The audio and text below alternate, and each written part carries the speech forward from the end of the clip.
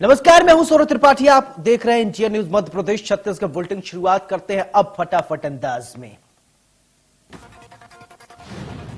आज देश को अपना पहला स्वदेशी एयरक्राफ्ट जंगी बेड़े में हुआ शामिल। आईएनएस विक्रांत को पीएम मोदी ने दिखाई हरी झंडी। 20,000 करोड़ की लागत से तैयार किया गया है आईएनएस विक्रांत।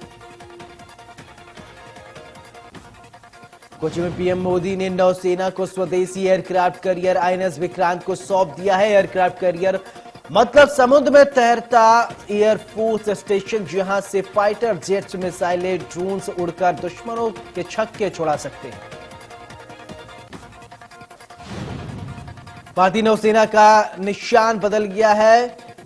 पीएम मोदी ने आज नए निशान का अनावरण किया है। नए निशान से सेंट जॉर्ज क्रॉस को हटा दिया गया है।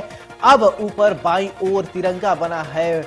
बगल में नीले रंग का बैकग्राउंड पर गोल्डन कलर में अशोक चिन्ह बना हुआ है। इसके नीचे संस्कृत भाषा में सन्नो वरुणः लिखा गया है।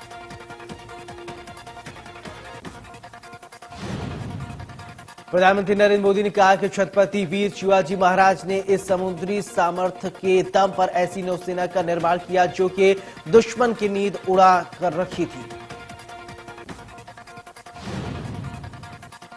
पीएम मोदी ने कहा कि जब अंग्रेज भारत आए तो वो भारतीय जहाजों और उनके जरिए होने वाले व्यापार की तत्काल से घबरा रहे थे और इसलिए उन्होंने भारत के समुद्री सामर्थ्य की कमर तोड़ने का फैसला लिया था। इतिहास गवाह है कि कैसे उस समय ब्रिटिश संसद में कानून बनाकर भारतीय जहाजों और व्यापारियों पर कड़े प्रतिबंध लगा दिए गए थे। इस मौके पर प्रधानमंत्री नरेंद्र मोदी ने कहा कि केरल के समुद्र तट पर हर भारतीय एक नए भविष्य के सूर्योदय का साक्षी बन रहा है। भारत के समुद्री सामर्थ्य का डंका पूरे देश में बज रहा है। पीएम ने कहा कि आज भारत विश्व के उन देशों में शामिल हो गया है जो स्वदेशी तकनीकी से इतने विशाल एयरक्राफ्ट कैरियर का निर्माण करते हैं। आज आईएनएस विक्रांत ने देश को एक नए विश्वास से भर दिया है, देश में एक नया भरोसा पैदा कर दिया है। पीएम मोदी ने कहा कि आईएनएस विक्रांत के हर भाग की अपनी एक खूबी है, एक ताकत है, अपनी एक विकास यात्रा भी है। आईएनएस विक्रांत के हर भाग की अपनी खास खूबी। ये स्वदेशी सामर्थ्य, स्वदेशी संसाधन और स्वदेशी कौशल का प्रतीक है। इसके एयरबेस में जो स्टील लगी है वो स्टील भी स्वदेशी है।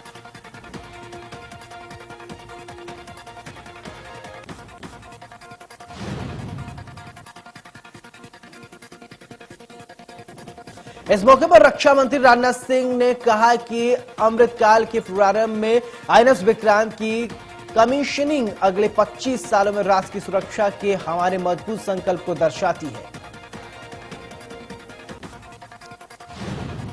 आईएनएस विक्रांत आकांक्षाओं और आत्मनिर्भर भारत का एक असाधारण प्रतीक है। उन्होंने कहा कि आप सभी नौसेना के परंपराओं से अवगत हैं। 1971 के युद्ध में अपनी शानदार भूमिका निभाने वाले विक्रांत का ये नया अवतार अमृतकाल की उपलब्धि के साथ साथ हमारे स्वतंत्रता सेनानियों और बहादुर फौजियों को भी एक विनम्र श्रद्धांजलि है।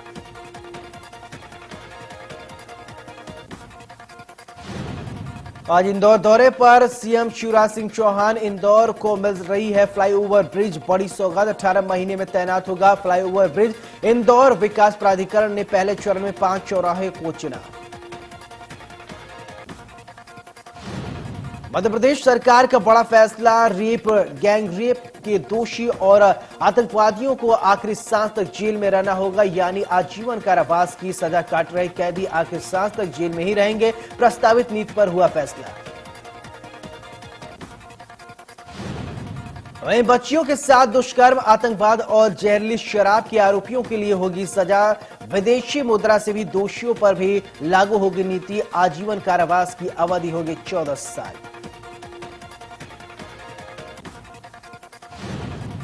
मध्य प्रदेश में स्कूल बैग पॉलिसी पर हुआ बड़ा बदलाव। क्लास 9 to 10 के छात्रों के बैग में होंगे भारी, नहीं होंगे अब 4.5 किलो से ज्यादा नहीं होगा वजन। वहीं 5वीं क्लास के छात्रों का बैग 2.5 किलो से ज्यादा नहीं होगा। 11वीं और 12वीं क्लास में पढ़ने वाले छात्रों को बताया जा रहा है कि प्रबंधन ने तय किया नियम सभी सरकारी और गैर सरकारी अनुदान प्राप्त स्कूलों पर होगी ये नियम लागू। इस पॉलिसी से बच्चों के बैग और होमवर्क का बोझ कम किया जाएगा। स्कूलों को अपने नोटिस बोर्ड पर बैग के वजन को लगाना होगा।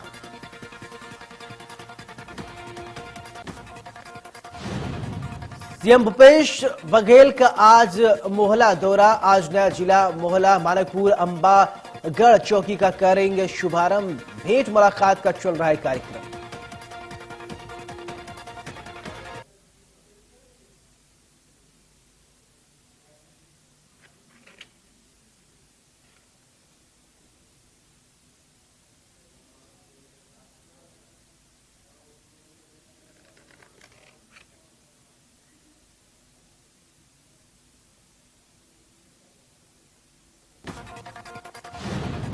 भोपाल में रीवा संभाग के विधायकों ने सीएम शिवराज सिंह चौहान से की मुलाकात। इस दौरान रीवा के विधायकों ने रीवा जिले को सूखाग्रस्त जिला घोषित करने की मांग की। रीवा जिले में कम बारिश को लेकर किसानों की फसलें सूख रही हैं। विधायकों ने सीएम से मांग की है कि किसानों के नुकसान की भरपाई के लिए राहत राशि दी जाए।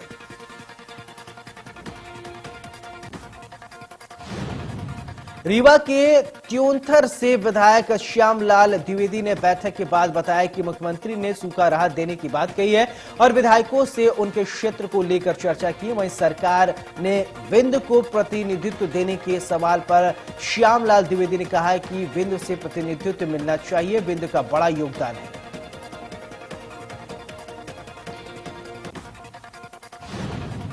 मध्य प्रदेश में होने वाले विधानसभा चुनाव के लिए कांग्रेस और बीजेपी ने कमर कस ली है। बीजेपी के चुनावी स्टार मुख्यमंत्री शिवराज सिंह चौहान एक दिन जिले में मॉनिटरिंग करेंगे। वहीं विधायकों ने उनकी कमियां बताने के साथ ही उनके क्षेत्र में सौगात दी जाने की जानकारी दी और बचे हुए 1 साल में किए जाने वाले कार्यों की लिस्ट भी मांगी। बीजेपी संगठन ने चुनाव के लिए खुद को कमर कसना शुरू कर दिया है। जल्द ही 1.5 दर्जन जिला अध्यक्ष बदलकर पार्टी की कमान उन्हें दी जाएगी। वहीं बीजेपी की तैयारियों के बीच कांग्रेस भी एक्टिव हो गई है। वहीं प्रदेश कांग्रेस अध्यक्ष कमलनाथ की सर्वे प्रदेश में घूम घूम कर लुक कर रहे हैं।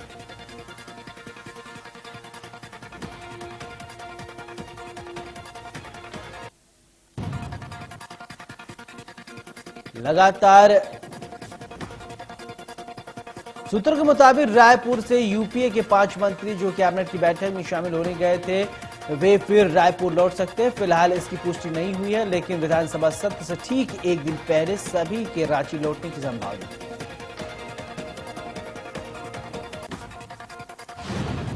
लगातार भारी बारिश से कई प्रदेशों में बुरा हाल है। आम जनजीवन प्रभावित है। वहीं मौसम विभाग ने ताजा पूर्वानुमान में अगले 72 घंटे में कई जिलों में भारी बारिश की चेतावनी जारी की है।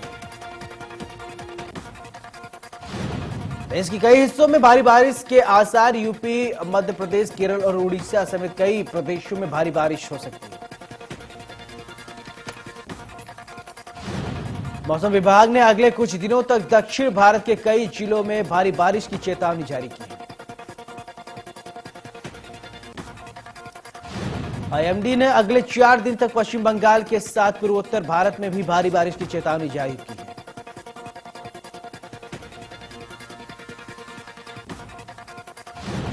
कर्नाटक के लिंगायत मठ में नाबालिग लड़कियों से दुष्कर्म करने के आरोप में महंत शिवमूर्ति को पुलिस ने गिरफ्तार किया है। मजिस्ट्रेट ने आरोपी को 14 दिनों की न्यायिक हिरासत में भेज दिया है।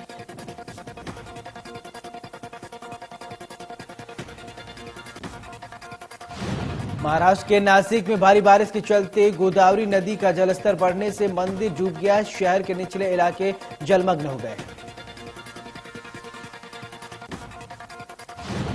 आम आदमी पार्टी विधायक बलजिंदर कौर को उनके पति द्वारा थप्पड़ मारने का एक वीडियो सोशल मीडिया पर जमकर वायरल हो रहा है।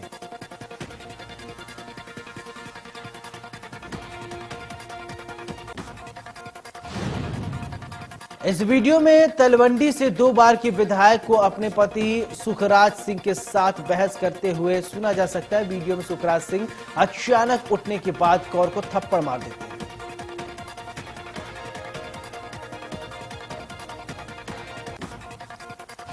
हैं। टेस्ला के सीईओ ने एलन मस्क ट्वीट के जरिए एडिट बटन शुरू करने की मांग की थी। कुछ दिन पहले तक एलन मस्क ट्विटर खरीदने पर विचार कर रहे थे।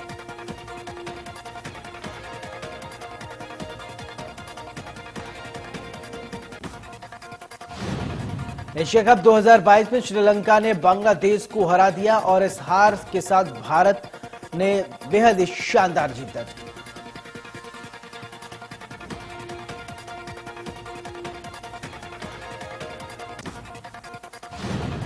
श्रीलंका को अंतिम 2 ओवर में 25 रन बनाने थे और सिर्फ 3 विकेट शेष थे, लेकिन वो चिल्ले बल्लेबाजों ने अपना कमाल नहीं दिखा पाया, जिसके बाद भारत ने शानदार जीत दर्ज की।